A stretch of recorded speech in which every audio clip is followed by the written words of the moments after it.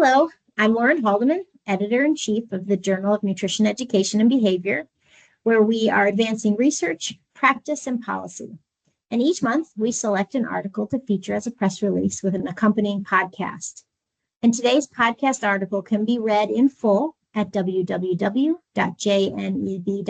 for free for the next 3 months.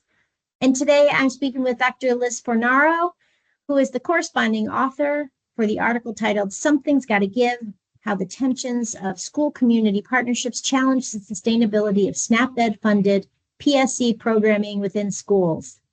I'm really happy to have you with us today, Liz. Can you tell us a little bit about yourself? Yeah, thanks so much for having me. I'm a senior research associate in the School District of Philadelphia's Office of Research and Evaluation. And I think my job is interesting because I get to work on research projects on a variety of different topics that inform district initiatives. But I think my research does have a common thread of looking at how school districts and community partners can better support educators. I'm a former teacher, and I experienced what research describes as a push and pull between what is expected of teachers and what they're realistically able to do. And I have experienced that community partnerships are only a source of support if they're easy for schools to maintain. Great. Thank you very much. So you've got a nice history there within the school system, which is great. Certainly helps, I'm sure. So can you talk a little bit about the paper, including why you did it, why you did the project, some of the methods that you use, as well as some of your results? Absolutely. First, it's important for me to acknowledge that this article is the result of a research project led by my colleague and the second author of this article, Erin McCrossin, and many of my School District of Philadelphia colleagues also contributed. I actually started at the Office of Research and Evaluation after data collection was concluded, and I joined the research team for the data analysis and writing portions of this project. So the research team conducted case studies of 19 schools during the 2018 and 2019 school year, including interviews with both school and SNAP-Ed staff, as well as observations of SNAP-Ed nutrition programming. And this article focuses on PSE changes in schools, changes to policies, systems, and environments that support healthy behaviors. At the time of the study, SNAP-Ed provided programming in 185 School District of Philadelphia schools. Though many students in Philadelphia are experiencing poverty, barriers to food access, and food insecurity, and like so many school districts across the United States, the School District of Philadelphia does not receive the funding and resources that it needs and depends on school community partnerships to fill gaps. So our research found that there's a capacity gap between what SNAP-Ed implementers expect school staff to do and what school staff are realistically able to fit into their scope of responsibilities. But data also reveal that there are ways that SNAP-Ed implementers and schools can facilitate sustainable PSE changes. It's a big job. And a big job there. And I just first, thanks for that great overview. And I wanted to also let you know that in the upcoming issues of JNEB, I've written a couple of editorials on the importance of PSE and nutrition education, as well as the challenges that are often faced when implementing these strategies. And your article addresses a lot of these issues, and including that of sustainability, clearly, right? So just to give some context for your work in this area, will you please talk a little bit about what it means for PSEs to be sustainable? Of course. We used implementation science to define sustainability. And implementation science defines sustainability as the integration of initiatives like PSE changes into the school's routine, culture, and norms. And we explore the barriers and facilitators to achieving sustainable PSE changes. But this article focuses specifically on when SNAP-Ed implementers following SNAP-Ed guidance work to transition PSE change maintenance to school staff. So the SNAP-Ed guidance explains that the role of SNAP-Ed is to aid organizations so they can maintain PSE changes themselves without continuous involvement from SNAP-Ed, and that this approach will likely facilitate sustainable PSE changes as organizations take ownership of the PSE change. In other words, SNAP-Ed implementers take on the role of a consultant or a technical advisor, as opposed to providing services directly to the school. Our research found that SNAP-Ed implementers and school staff had different views of their roles in the partnership. School staff saw SNAP-Ed implementers as providers of ongoing supplemental programming, while implementers viewed their role as supportive. And we found that these differing understandings can be a barrier to PSE programming because it is not feasible for school staff in high poverty schools to maintain PSE changes due to time and capacity constraints.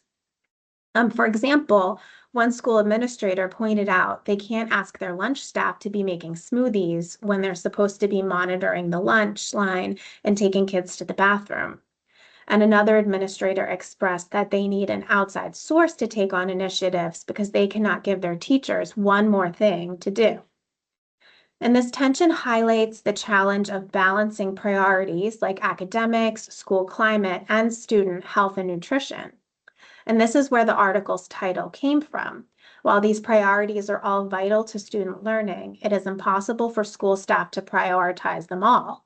So as the participant quote in the title says, something's got to give.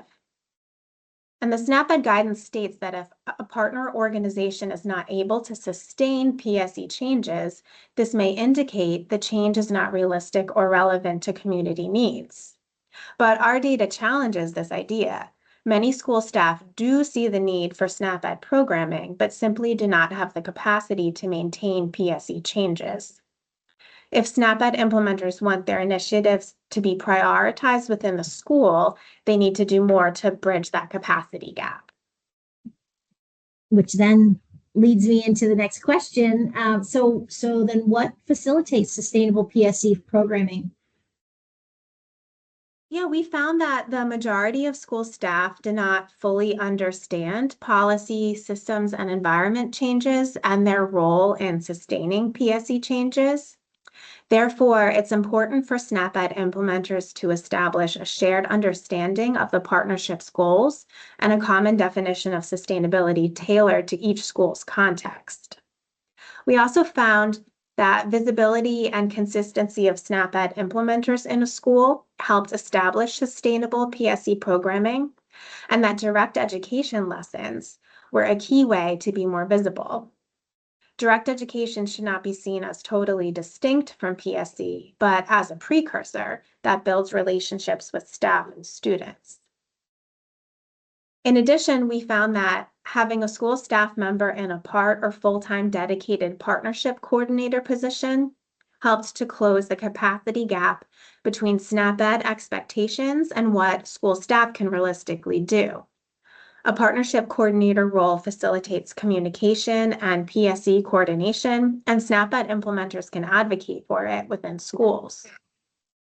Finally, we found that given the limited capacity of school staff, it is important to mutually decide what SNAP-Ed implementers and school staff are expected to do. However, it is also important to consider whether it is or ever will be feasible for school staff in most under-resourced schools to sustain PSE changes. And in their SNAP-Ed plan guidance, USDA might reconsider whether their definition of the sustainability of PSE changes facilitates an equitable distribution of PSE programming. In schools where staff time is constrained, the expectation in the guidance may not be realistic. It can be a barrier to sustainable PSE changes and might unintentionally incentivize SNAP-Ed programs to focus their work in schools that already have some capacity. By aligning with schools' realities, SNAP-Ed can help provide equitable, long-term access to healthy environments in communities that need it the most. I love these suggestions for facilitating sustainability, and to your point about that mutual understanding between implementers and site is so critical. and devoting that time up front to be able to do that, I could see would be certainly beneficial to um, getting PSE programming in and sustainable throughout. So great work. That's Thank great you. work. It's a lot of work too. So nice job. Thanks so much. Is there anything else you'd like to add? Yeah, I do want to acknowledge again my co-authors and colleagues at the School District of Philadelphia, especially Erin McCrossin, who led this project. I also want to acknowledge that this research was funded by USDA's Supplemental Nutrition Assistance Program, or SNAP, through the PA, Department of Human Services. All right. Well, thanks so much, Liz, for spending this time with me. I really enjoyed talking about this, Thank you for having me. I certainly. And to all of our listeners, remember, you can read this article in full at www.jneb.org for free for the next 3 months.